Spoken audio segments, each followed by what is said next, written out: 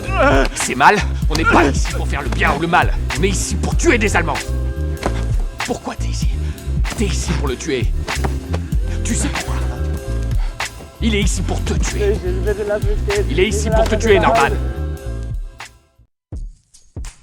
Salut à tous, c'est l'écran fou. Alors, rappelez-vous la dernière review de la chaîne traitée de X, réalisée par Ty West. D'ailleurs, vous pourrez consulter cette review, le lien est dans la description si vous le souhaitez.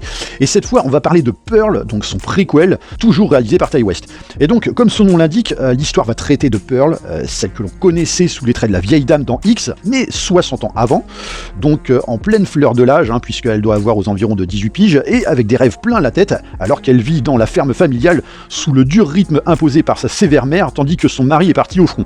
Jusqu'au jour où ses ambitions vont prendre le pas sur la réalité et qu'elle atteigne finalement le point de non-retour. Et autant le dire tout de suite, oui, j'avais trouvé X franchement bof, malgré un aspect formel et une thématique particulièrement intéressante, mais remplie de clichés de l'horreur que je trouve qui ne vont plus de nos jours, on peut plus se permettre de faire ce genre de choses. Autant je trouve que Pearl, au-delà d'être un excellent film de genre, et encore j'ai envie de dire genre, on sait pas trop vraiment à quel genre ça appartient, a en plus le mérite de donner davantage de cachet au premier opus. Parce que oui, finalement, le personnage le plus intéressant de X, c'était effectivement Pearl et non Maxine, ou tout du moins, c'est ce qu'on pouvait supposer. C'est-à-dire qu'il y avait un background de ce personnage à explorer pour en comprendre ses actes, et c'est justement à cela que Pearl répond dans ce décor de redneck movie, mais cette fois au relent de La petite maison dans la prairie, qui finalement vient davantage confronter le film à notre époque, et notamment autour de la thématique de la quête de gloire, qui était déjà présente dans X, d'autant que là, il est vraiment question en plus d'une pandémie et d'une héroïne. Alors, héroïne, façon de parler, vous m'aurez compris, mais qui vit très mal son isolement, un peu comme un confinement, ce qui fait clairement écho à une ère pas si lointaine pour nous, et donc l'envie de cette dernière de percer pour se sentir enfin libre et vivre le rêve américain qu'elle estime mériter. Donc, énormément de choses que l'on a déjà vues à travers justement notre période de confinement, donc d'énormes similitudes, même si ça se passe en 1918. Alors formellement, même si on n'est pas du tout dans le même esprit visuel que X, puisqu'ici Ty West adapte son film au style visuel des œuvres d'époque, va pas pour autant se priver de livrer quelques moments jubilatoires dont il a le secret pour créer l'atmosphère générale du film. Alors, qui va cette fois-ci lorgner plus du côté du film de terreur psychologique où Mia Goth, qui joue encore une fois le rôle titre, s'en donne clairement à cœur joie pour nous livrer une prestation mais magistrale d'un personnage qui, à mon sens, fera désormais date dans le genre, quitte parfois à surjouer, ce qui n'est pas un reproche en soi, puisque au contraire, c'est vraiment dans l'esprit d'acting des films de l'époque.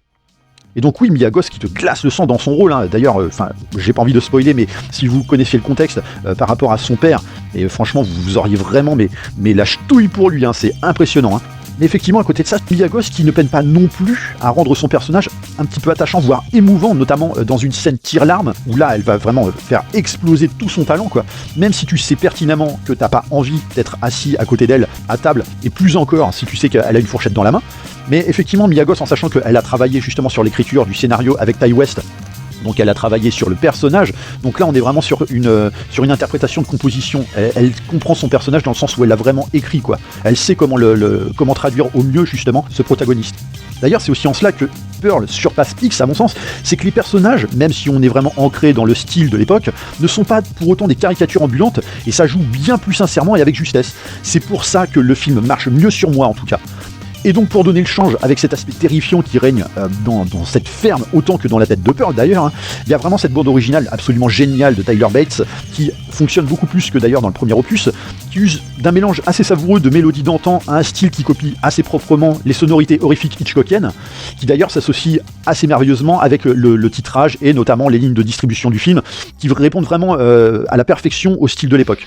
Et effectivement, comme je le disais, le film, il a vraiment le mérite de rendre plus intéressant X dans le sens où ce premier opus était assez bancal seul, mais qu'il prend une toute autre dimension avec ce prequel, qui va énormément jouer sur des parallèles pour nourrir son propos et donner de la cohérence à l'ensemble, notamment quand j'évoquais justement cette recherche de célébrité par tous les moyens au point de l'aveuglement, jusqu'au moment où l'illusion se heurte à la réalité. Et si cet aspect permet de créer un véritable caractère development autour de Pearl, il donne plus de sens aux convictions également de Maxine, donc l'héroïne de X, puisqu'il y a une forte similitude entre les deux. Et ce, au-delà du fait d'être interprété par la même actrice. Donc finalement, X trouve un sens et le moyen d'être réévalué grâce à Pearl, à mon sens, même si ça n'effacera évidemment pas les défauts que j'ai pu citer dans ma review, notamment à travers les divers clichés du genre et autres, ça n'empêche pas. Mais grâce à Pearl, X gagne à être revu. Donc effectivement, Pearl, c'est clairement une tartouse, mais jusqu'à même son générique de fin, qui montre tout au long du défilement des noms de la distribution, toute la folie psychotique de son personnage majeur, et du point de non-retour qu'elle a atteint, à seule fin de répondre à ses obsessions. Donc voilà, Pearl, c'est vraiment the surprise du moment, donc un film d'une qualité formelle indéniable et qui jette un regard encore plus glaçant sur les affres d'une société qui vend du rêve à des proies faibles et influençables, hein, donc une thématique qui est d'autant plus frustrante qu'elle s'ancre très bien justement à cette époque traitée dans le film, qu'elle ne l'est également aujourd'hui, au point de rendre ces personnes complètement dingues, incapables à la longue de pouvoir dissocier le rêve de la réalité pour assouvir sa frustration à grands coups d'élimination humaine, quoi. Donc un pur délire assumé du début à la fin qui, vraiment, à mon sens, inscrit Pearl au tableau des déglingos du cinéma, quoi. Limite, on en demanderait presque une suite, plus encore que celle prévue autour de Maxine, qui sera d'ailleurs toujours réalisée par Ty West et qui devrait boucler justement cette saga. Voilà, j'en ai terminé pour cette review. Pour le jeu de la réplique, c'était sur la review justement de X. Il fallait trouver Last Action Hero, sorti en 1993 et réalisé par l'incontournable, le magistral John McTiernan. Comme d'habitude, je vous invite à liker et partager la vidéo, mais pensez également à vous abonner à la chaîne pour vous tenir informé des prochains contenus. N'hésitez pas aussi à me suivre sur Twitter, toujours sur le nom de l'écran fou, et on se retrouve très rapidement pour une prochaine review. Bye!